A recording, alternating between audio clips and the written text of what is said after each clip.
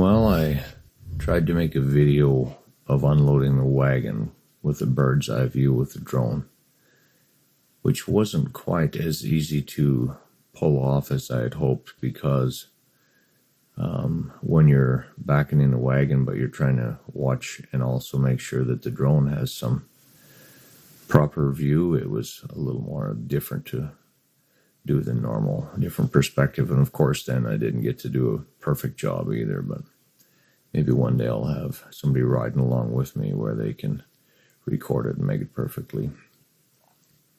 The first thing you need to do with your wagon is make sure that when you're backing a wagon up, that you have to remember that you're actually steering the wagon with the back of the truck. And so as long as you're watching to keep the converter between the truck and the back of the wagon half straight, that's what you're doing, is you're steering it with that. And try to get the vantage point so that you can actually see the hitch. But of course, it's in the shadow, wasn't quite as obvious as it could be as you try to back the wagon in. I don't think I did too bad here, of course, but you can always be faster and you can always be a little better, a little straighter.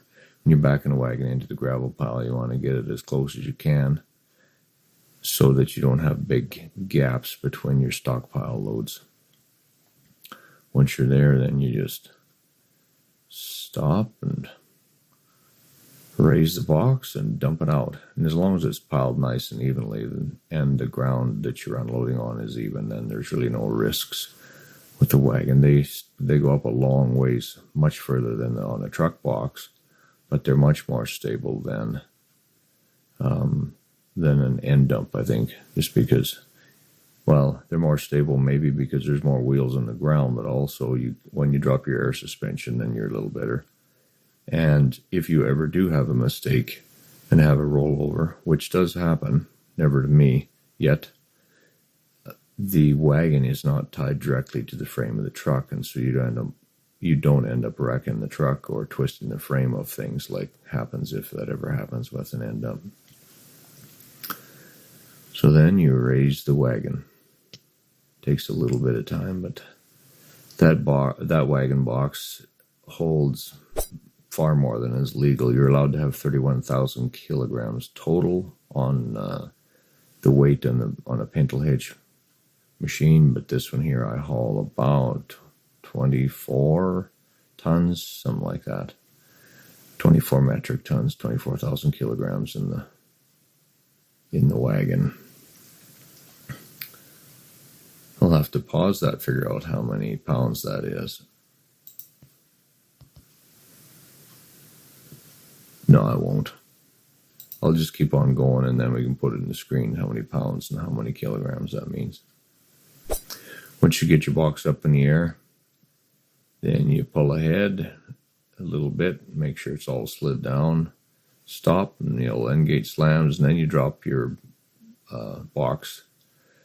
And since you're on level ground, there's no risk of it falling over or anything like that.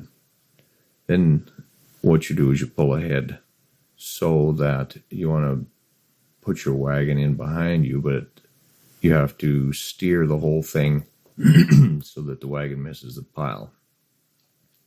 So you pull ahead far enough so that when you start backing up, the center of the wagon, you turn your wheels to force.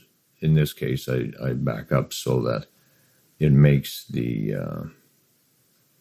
wagon want to go away to my driver's side, if I get it straight. But it was a lot more difficult when I'm also watching in the screen of the drone to make sure I didn't mess anything up and I could still see the truck. And it took a couple tries to get it right here, I think. Better perspective, you can see what the hitch is doing.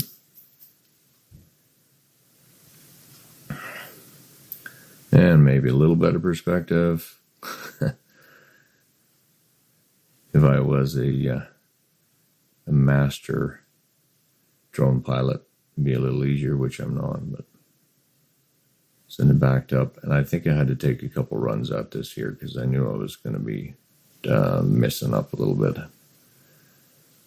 But so you're pushing your what you want to do is have your converter, when you're looking in your mirrors, you want to turn so that your converter is, once you've kicked it over, your converter is basically pointed straight at the pile behind you.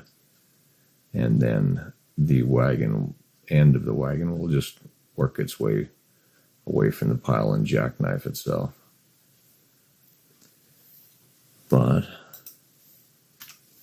next video, because of video cut out there.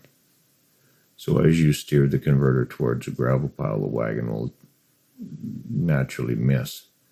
To this time I messed up and was a little too close. I think I had to take a correction and pull it up tighter. Because what you want is the converter to be pointed right at the wagon, right at the gravel pile. And then at the last moment you jackknife your converter so that it misses the pile behind you. So I'll try to change the drone perspective to see if I can see that a little bit better. So I'm certainly not going to try to back up the trailer at the same time as moving the drone, because I'm already having a hard time doing it. Maybe.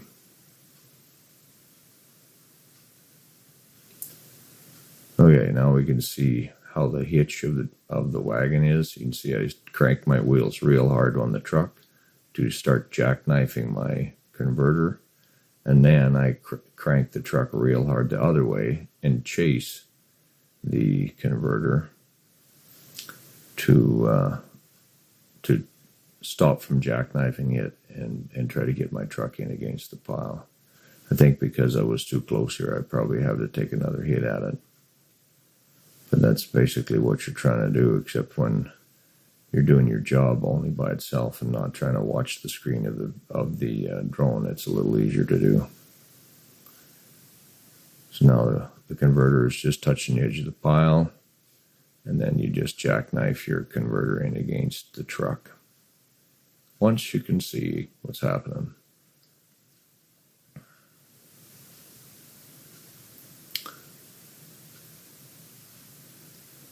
And once again, we can see that, well, it could have taken less time if I wasn't twiddling around with the drone. So now the converter is jackknifed in against the truck. And then when you pull away hard to your driver's side, and then the converter will miss the pile. Drop your air suspension on your truck. Raise the box. So now when you drop your suspension, it does two things. It increases the stability because there's no air ride holding things up funny or crooked. And also, what was the other thing it does? Now that I've lost my mind here. It increases the stability.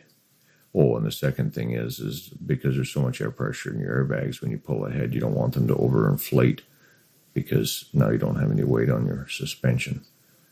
And you kick your airbags back in so you got good traction, and pull ahead and stop when you get done and clean off the hitch so that you don't sprinkle any gravel on the road and hit anyone's windshield.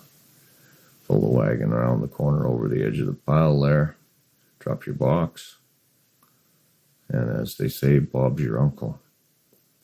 Whoever Bob is, or whoever's uncle they're talking about, I'm not sure, but maybe you can tell me where that phrase comes from. But that's the long, drawn-out description of how to unload a wagon and what it looks like, kind of from the bird's eye view. I like pulling a quad wagon. They're different than pulling a pup, but you can haul more tons per load. And I don't find them very... Some guys are really spooked of dragging them, but I don't mind. I think they're okay to pull. So, that's it. Hope you enjoyed it. It was a nice sunny day. Got to see a decent perspective of how it looked anyway. Have a great day.